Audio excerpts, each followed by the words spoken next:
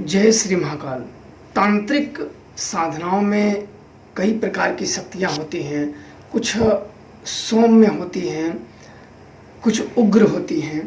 आज मैं पूछने पे आप लोगों को बता रहा हूँ। एक जन ने पूछा हुआ है कि सेनुर साल भवानी के बारे में बताइए, इनकी साधना के बारे में बताइए और इन्हें प्रसन्न कैसे किया जाता है इन्हें बताइए। तो आप लोग ध्यानपूर्वक इसको सुनिए और मैं इसके संपर्क साधने का विधान भी बताऊंगा, विद्या भी बताऊंगा, कैसे आप लोग संपर्क साध सकते हो और इनके शक्तियों के रेंज बताऊंगा, इसकी पूजा बताऊंगा और अपना कार्य मन चाहा कार्य इस शक्ति से कैसे ले सकते हो। सर्वप्रथम मैं अपने कुछ अनुभव बताऊंगा जिनके पास ये सेनुर साल भवानी थी।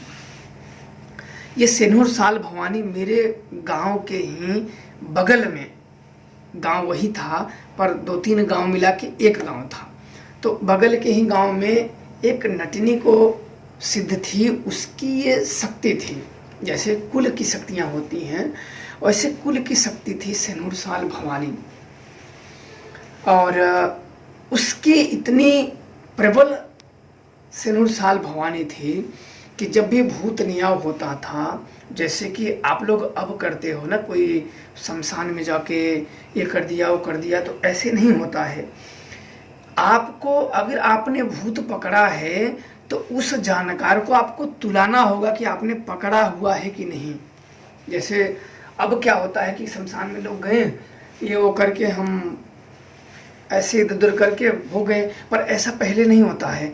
गांव इलाकों में ऐसा नहीं होता है। गांव में ऐसे होते हैं कि अगर आपने फला व्यक्ति के नाम से भूत पकड़ रखा है तो वह व्यक्ति बोलेगा कि भाई यह व्यक्ति फला व्यक्ति ने किया है, तो आपको वह भूत 10 तांत्रिकों के बीच, 10 ओझाओं के गुनियों के बीच आपको रखना पड़ेगा और 10 गुनिया की जो शक्तियां हैं वो बताएंगे, क्योंकि आपने तो क्या बोला है क्या नहीं तो आप जानो, आप तो झूठ भी बोल सकते हो, पर वहाँ वो 10 लोग बताएंगे कि हाँ ये बात सही है कि गलत है, और अगर गलत किए हो तो लात भी खाओगे।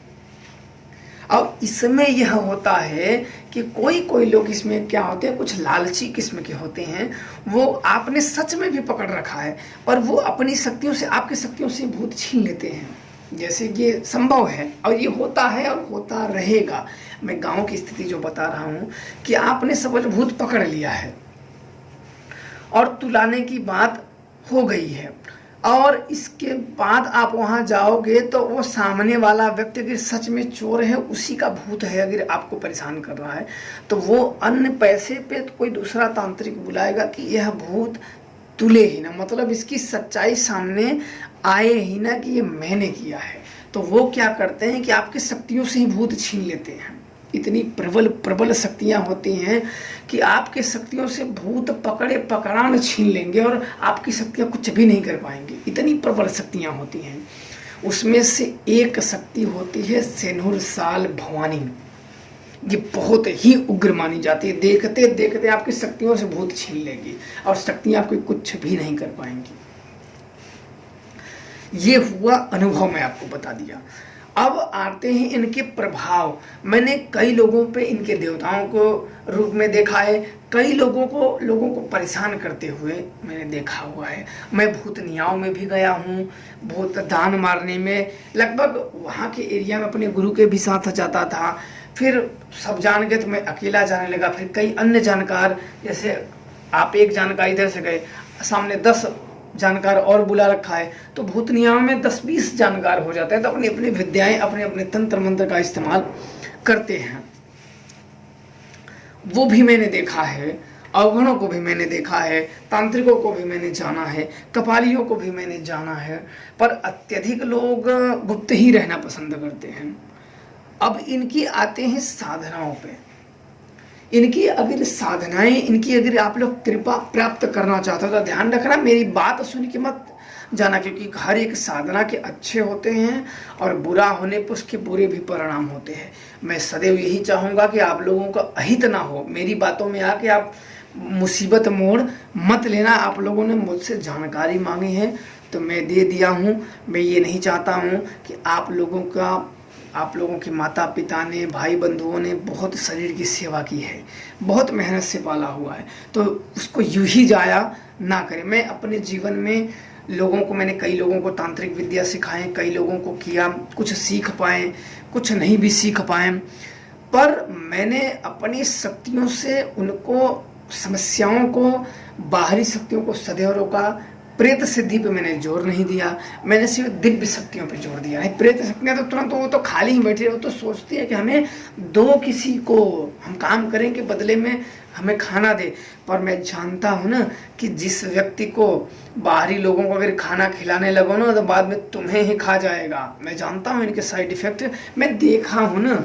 नए लोग क्या करते हैं ना, बिना जाने समझे किसी भी शक्तियों को धारण कर लेते हैं, और इसका परिणाम बाद में जान पड़ता है, तब कुछ भी नहीं हो सकता है।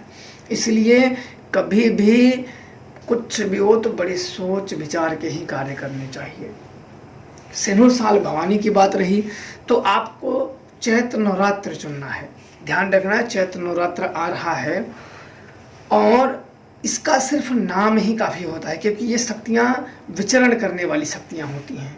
इनके अधिकतर मंत्र नहीं होते हैं, बस इसके नाम से ही बुलाए जाते हैं। और इनका भोग होता है सिंदूर। इनको कुछ ज़्यादा चाहिए नहीं होता है, बहुत ज़्यादा खर्चे वाला काम नहीं होता है। दोनों हाथ आप जोड़ के नवरात्रि में ध्यान रखना है क्या क्या सावधानियाँ बरतनी है।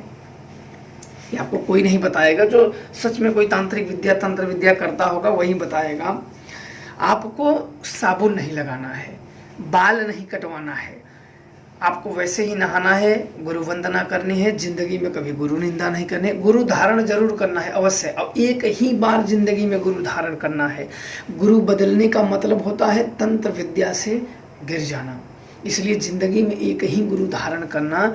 ऐसा नहीं जैसे माता पिता फिर गुरु, फिर इसके बाद नहीं, उसी पे आपको जो मार्ग मिल गया, ईंट पत्थर कंकड़ जो मिल गया उसी का आप जपते चलेंगे, आपकी मुक्ति तय है। उसमें ज़्यादा अगर कुछ किया जाए तो उसमें अनहोनी होने के चांस अत्यधिक हो जाते हैं।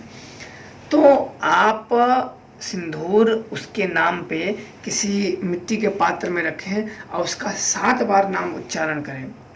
हे सिंदूर साल भवानी, मैं ये भोग आपको अर्पण कर रहा हूँ, आप ये भोग स्वीकार करें और मुझे अपनी कृपा प्रदान करें। ऐसे 7 बार बोलें और कम से कम 1 घंटा बैठ जाए। नवरात्र में जहाँ आप लोग देवी देवता का स्थापना करते हैं, पूजा करते हैं, उसका ध्यान करते हुए, चिंतन करते हुए आप बैठ जाएं। इसमें 1-2 नवरात्र लग सकते हैं, क्योंकि ये शक्तियाँ आने में ऐसा नहीं कि आपको 1 नवरात्र में ही सफलता मिल जाएगी। 1-2 नवरात्र लग सकते हैं। इसमें यह करेंगे आपको वो शक्तियाँ मिल जाएगी। जब वो शक्तियाँ मिल जाएगी तो उसके अनुभव क्या है मैं वो बता देता हूँ। आपके शरीर में एक बिजली जैसा होने लगेगा, आपको शरीर आपकी कंट्रोल से बाहर होने लगेगा और शरीर में असीम शक्तियों का संचार हो जाएगा।